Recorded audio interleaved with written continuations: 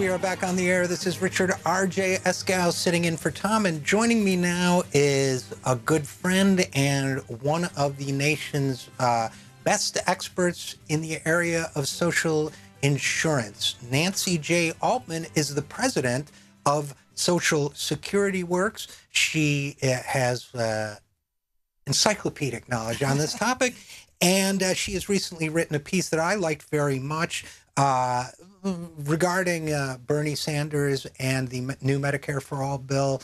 And the thesis of that piece, which I think is absolutely correct, is that this bill is the logical conclusion or next step for the New Deal. So first of all, Nancy, thanks for joining us. Thank you so much for having me.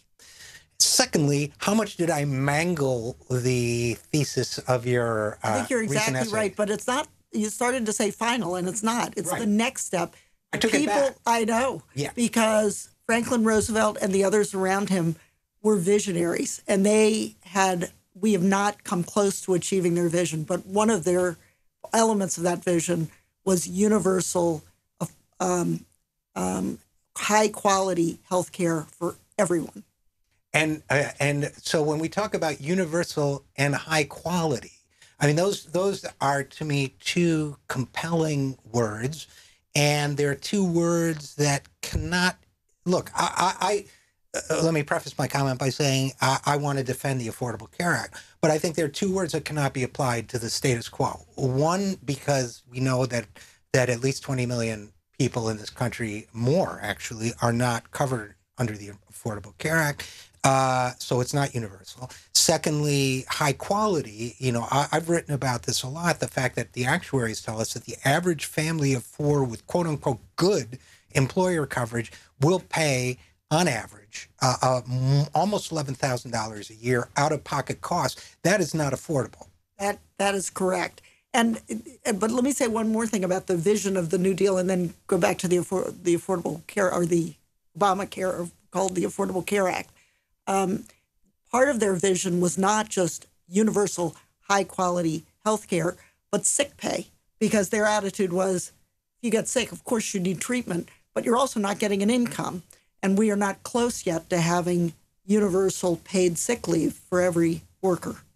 Yeah, and the other thing that's striking, I'm glad that you brought that up, because in both cases, we as a country, you know, we love to talk about American exceptionalism and how we're number one at this and that, but we lag behind virtually every developed country. I mentioned earlier in this show that we lag behind most developed countries in terms of the value of our Social Security benefits, for example, but we're the only one without nationally guaranteed health insurance.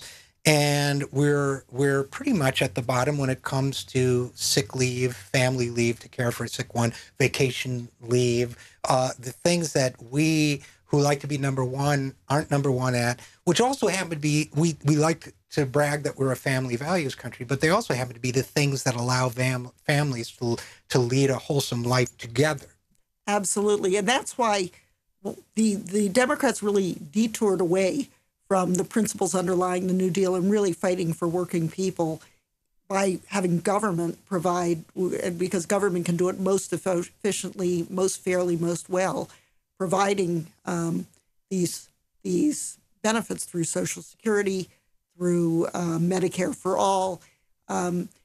We are latecomers and all this, and these are not new ideas that there should be paid sick leave, there should be paid family leave. This was something they were talking about in the 1930s. Yeah, absolutely. No, and by the way, I want to let our listeners know that we're talking with Nancy J. Altman, president of Social Security Works, and Nancy and I will take some calls on this subject in the second segment. No, I think that's actually right. And I've been beating this drum about, we're number one, and I was pleased to see at the press conference rolling out this bill that I've gotten people mad. My Democratic friends, as President Obama used to say, I've made some of them mad because I was critical of Cory Booker on Wall Street and Obama's positions on Wall Street too. He actually criticized Obama from the right at one point in 2012. I've said that this bill, the Medicare for All Act, has shifted the art of the possible in politics.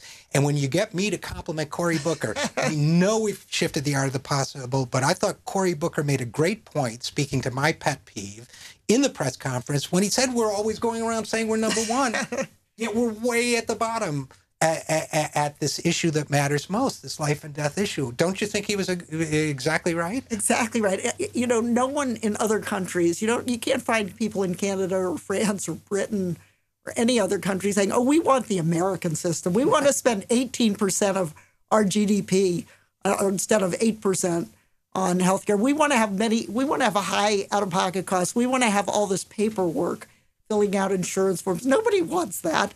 This is one, and in fact, Social Security is the same thing, that we learn, there are things to be learned from other countries, and Social Security was one of them. We were latecomers to that. We were very latecomers to Medicare for all, but we will reach it, and then then we can go back to saying we're exceptional. So let's talk, yeah, absolutely. So let's talk a little bit about how the framers of the New Deal saw what we call Medicare for all. That was always part of the vision, wasn't it? Absolutely. In fact, we have narrowed the concept of Social Security. They saw Social Security as economic security. In fact, one of the founders, the first commissioner of Social Security, said that around the world it's become known as the good life. It was something we introduced in the language, and other countries picked it up. And they understood it to be, you cannot have economic security if you don't have a healthy childhood. You cannot have economic security if you don't have an education. You can't have economic security if you don't have guaranteed employment.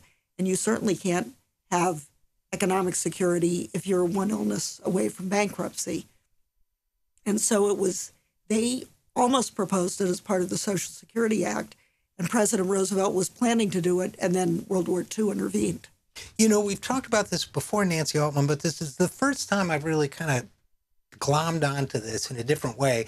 The fact that, when you think about it, the name Social Security, we've heard it all our lives. We have an association with it. It's for when you get disabled. It's for when you got older and shouldn't have to work anymore. So in the context of what it is, wage replacement, that's what we picture. But actually, the phrase itself, those two words, Social Security, are very all-encompassing of what it means to know that you can be secure throughout your life in a society that believes in mutual sustenance. President Roosevelt, in fact, used the phrase frequently, cradle to grave. Mm-hmm. That's how he understood Social Security, economic security, that you have it from the moment you're born to the moment you die. And for that, you need all of the things we're talking about, including universal health insurance. And they, as I say, President Roosevelt had a commission that he put together 6 months before he introduced legislation. It was a committee that was interagency. And there were various working groups, and there was one on universal health insurance. And they developed material and studied it and report. And President Roosevelt decided at the end that it was just too much of a lift to have all of this, because it was much more than even just what we think of as Social Security. It was maternal and child health. They had a lot of welfare programs. There were a variety of pieces of this. But he immediately, after Social Security was enacted, which he described as a cornerstone on which to build, called for a conference on universal health insurance, had all kinds of studies. For the first time, the country did health surveys to see the health of people, all laying the groundwork, and talked about running on the issue, perhaps in 1936, perhaps in 1940. And then before he really pushed it, Pearl Harbor happened, and we were entered into World War II. But even then, he sent a budget message to Congress in January of 1942, so just a month after Pearl Harbor. And in it, he said, we've got to mobilize for the war effort, but we also we're a wealthy enough country that we can make sure we have healthy people. And he was asking for universal health insurance. even in 1942. And he was talking about the four freedoms, which around that period of time, too, which Exactly. talked about freedom from want and so on. Now, I'll remind people, if anybody wants to talk about this, give us a call. Should I give the number? Should I? 202-808-9925 is the number I see up there. And Nancy Altman and I will be back talking more about the Medicare for All Act. But I do want to, before we go, just quickly, before we go to break, quickly say that Social Security, then, to me, is really the vision of the kind of society we ought to be. The phrase Social Security, it would be good if people, when they hear it in the future, envision a better kind of society than the one we are living in today. So